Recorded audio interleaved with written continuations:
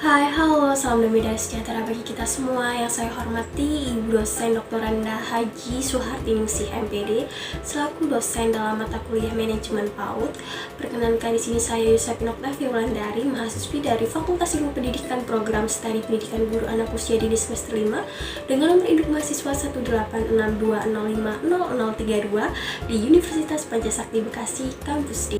Di dalam video ini dimana saya buat bertujuan untuk menyelesaikan tugas ujian tengah semester 5 saya dalam mata kuliah Manajemen PAUD. Dalam mata kuliah Manajemen PAUD ini, dimana sebagai tugas ujian tengah semester 5 ini saya akan menyampaikan resume mulai dari topik pertama hingga topik ke-7.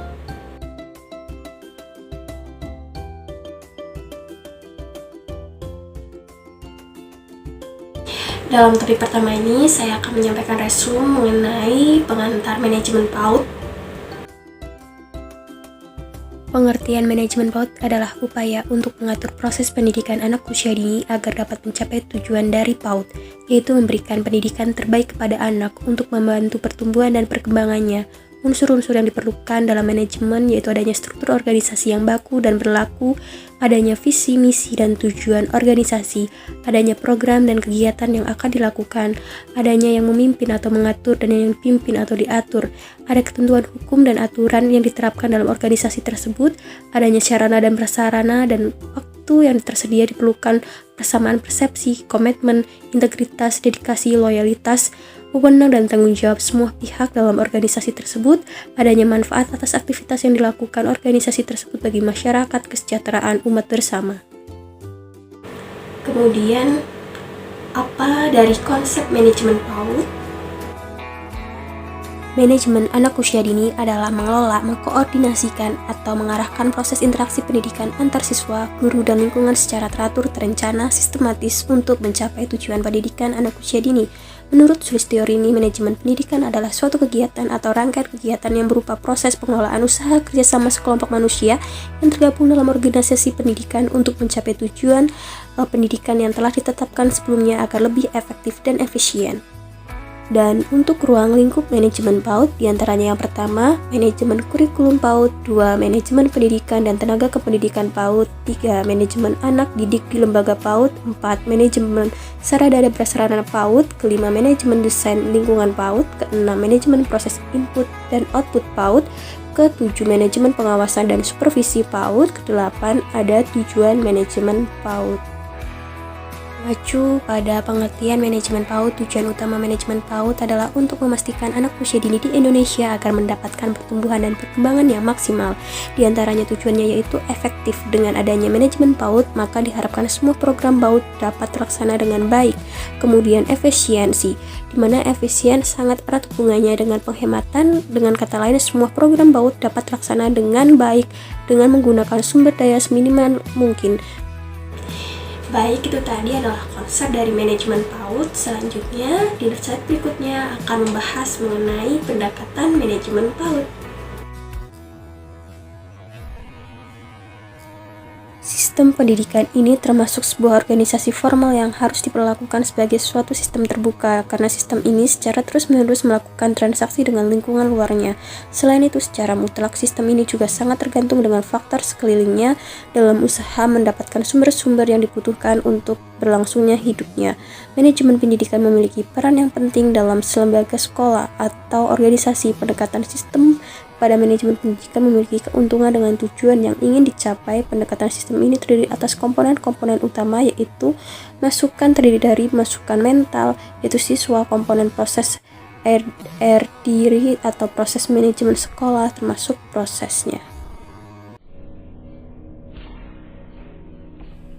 Berdasarkan Depdiknas, terdapat 16 keuntungan yang diperoleh tak kala sebuah lembaga pendidikan menggunakan pendekatan sistem. Ialah yang pertama, misi, sasaran, dan tujuan dapat dijabarkan lebih luas. Kedua, setiap program selalu dikaitkan dengan sasaran dan tujuan. Ketiga, orientasi kegiatan selalu diorientasikan kepada hasil akhir. Keempat, perencanaan dipandang sebagai bagian dari keseluruhan kegiatan pendidikan. Kelima, sumber daya manusia dan sumber daya pendanaannya digunakan lebih efektif sesuai alokasi kontribusinya dalam pencapaian tujuan. 6. Informasi untuk pencapaian dan pengambilan keputusan dapat direncanakan di kelas secara terpadu sehingga sasaran serta cara-cara pencapaian dapat lebih efektif dan efisien. Ketujuh, semua upaya yang diarahkan pada sasaran sehingga pemborosan dapat ditekan seminimal mungkin. Kemudian 8. Administrator dapat juga dinilai lebih objektif lantaran sasaran pekerjaan lebih jelas. Baik, itu tadi adalah pendekatan manajemen PAUD. Selanjutnya akan membahas mengenai manajemen sebagai ilmu, seni, dan profesi. Manajemen sebagai ilmu. Pengertian manajemen sebagai ilmu dikerankan manajemen merupakan sebuah pengetahuan yang telah disusun secara teratur dan mencoba memecahkan kendala yang berhubungan dengan sebab akibat sehingga menjadi tabik ilmu. Manajemen berhubungan erat dengan ilmu-ilmu lainnya seperti pemasaran, keuangan, matematika, dan lain-lain. Ilmu-ilmu tersebut digunakan guna mengatasi sebuah kendala di dalam manajemen.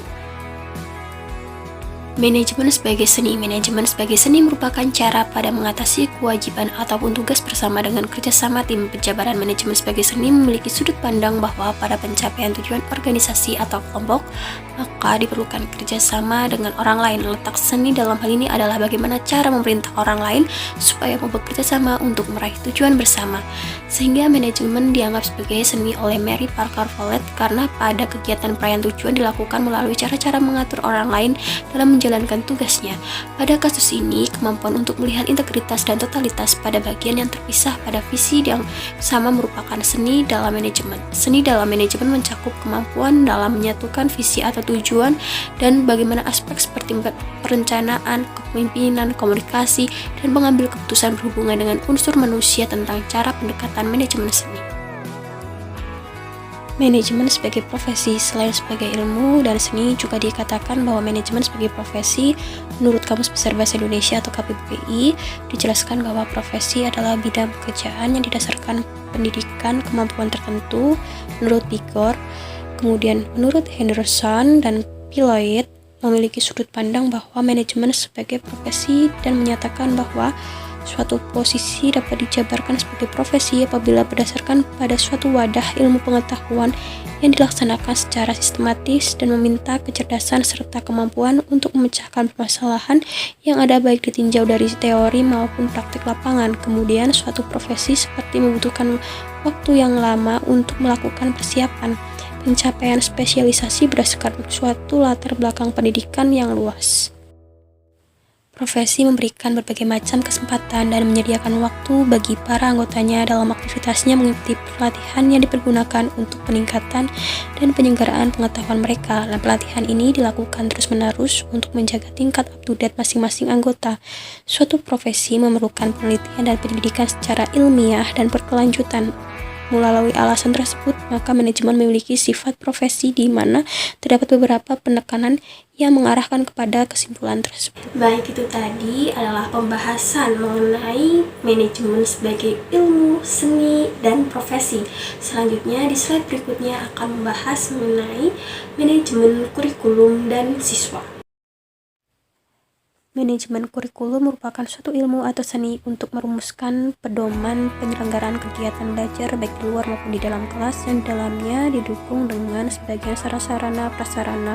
Untuk merumuskan suatu kurikulum diperlukan perencanaan yang matang, di mana perencanaan tersebut merupakan kegiatan awal dalam suatu manajemen.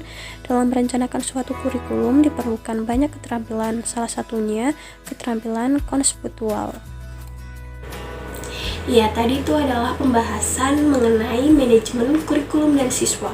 Selanjutnya di slide berikutnya akan membahas mengenai manajemen tenaga kependidikan.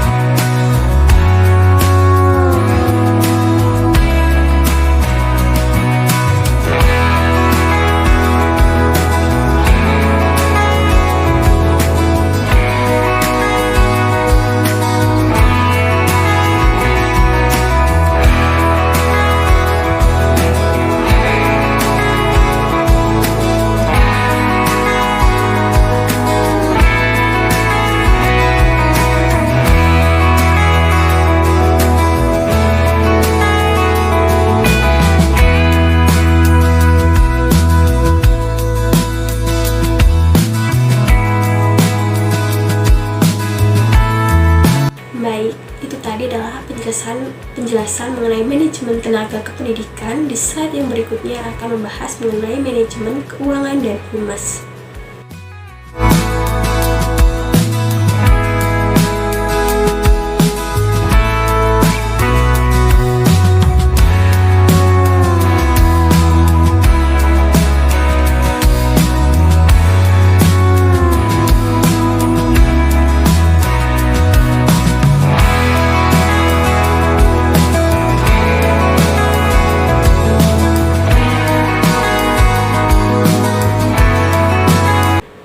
Hanya itu yang bisa saya sampaikan, kurang lebihnya saya mohon maaf, semoga bermanfaat. Sekian dan terima kasih.